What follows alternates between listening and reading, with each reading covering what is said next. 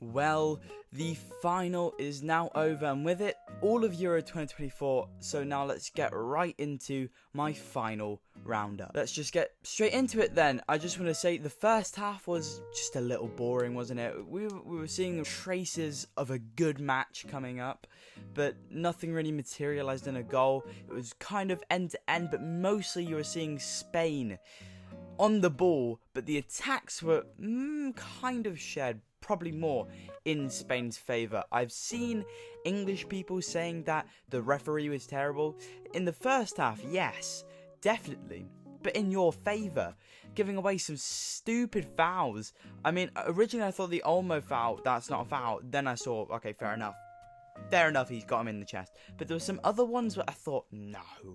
Like, the foul right at the end of the half, not a foul. Here as well, Lamine Yamal dropped a little bit of a stinker here in the first half at the very least.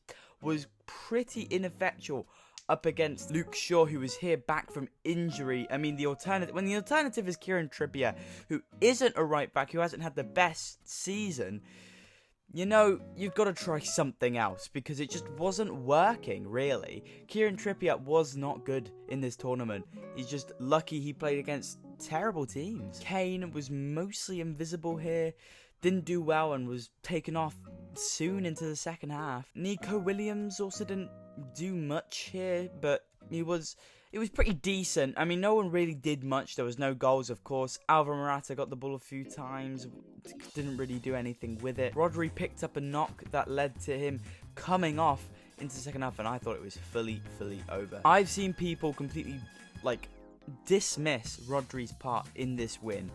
He was incredible. Player of the tournament, easily player of the tournament.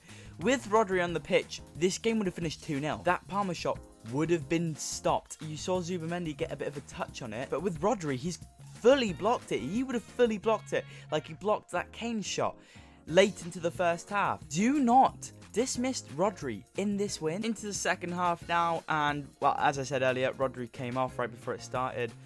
I was seriously like, oh, it's over. England are going to win this now. And they could have very well nearly without his presence. As I said earlier, goal wouldn't have gone in. But very early into the second half, 47th minute, just a minute in, Lamine Yamal plays a ball into Dani Olmo, who just about can't reach it, and lets it run off to Nico Williams, who slots it just perfectly into that bottom right corner. Could Pickford do a little bit better? I think maybe. I don't think Pickford is the best keeper, really. I don't particularly rate him. And Spain kept up their domination, and Olmo got so close and really should have put it away. Alvaro Morata got in as well, but that was a very tough. If he scored that would have been insane. And then England found themselves about 10 to 15 minutes of having the ball, getting a few chances, and it led to Saka bringing it in, Bellingham just sticking out a foot, see what happens, and Palmer just beautifully tucking it home. Anyone who says, oh, Bellingham knew what he's doing, oh, Bellingham got an assist, that was so perfect, fuck off. Genuinely fuck off, because Bellingham has been so utterly dreadful this tournament. Either way, England kept up a bit of their spell of domination for about 3 to 4 minutes, and then it was back into Spain's hands.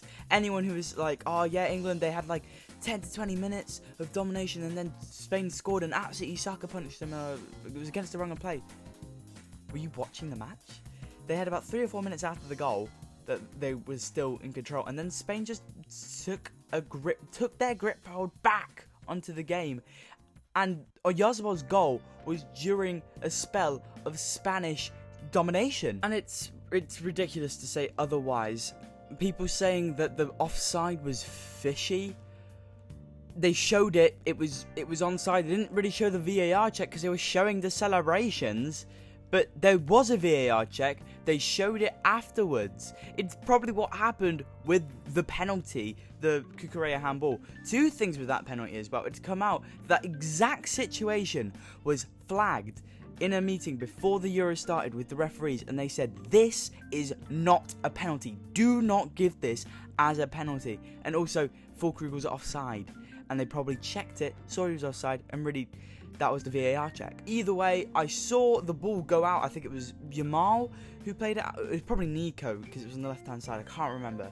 who played it out to Cucurella, who Cucurella puts in such a delectable, beautiful cross into Yazabal, who just puts it straight forward. Pickford's just not seeing it. He thinks he's going to try and get it to the other corner. No, straight forward into the back of net, and Spain win the Euros. Oh, it was wonderful. I thought the celebrations, the stage looked a bit weird. It was not what you're used to seeing with it. It just looked a bit underwhelming. The trophy lift, you know, because Alvaro Morata was on the floor, you know. I think they should have been on the stage.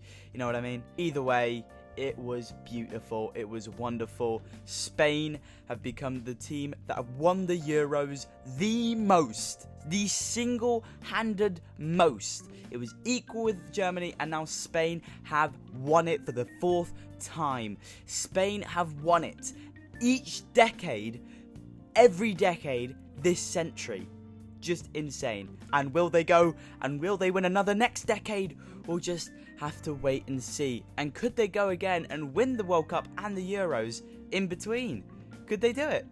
Let's just see if they could recreate 2008 to 2012. This is an incredible golden generation we're bringing up at the moment, and I'm excited to see what they could do in the future. Either way, that is it for my Euros 2024 final roundup. And before I clock out, I just want to say, of course, we'll have the normal predictions review. Of course, no predictions for the next round, because there is no next round, obviously. I'm looking to do 3 more, maybe 4 more videos. I'm looking to do my team of the tournament, my worst team of the tournament, my awards show, which is like most overrated player, most underrated player, player of the tournament, things like that. And then thinking of putting all the roundups together and saying watching and reviewing every match of Euro 2024. Like something like that, like a compilation, and making it look like it's a completely standalone video.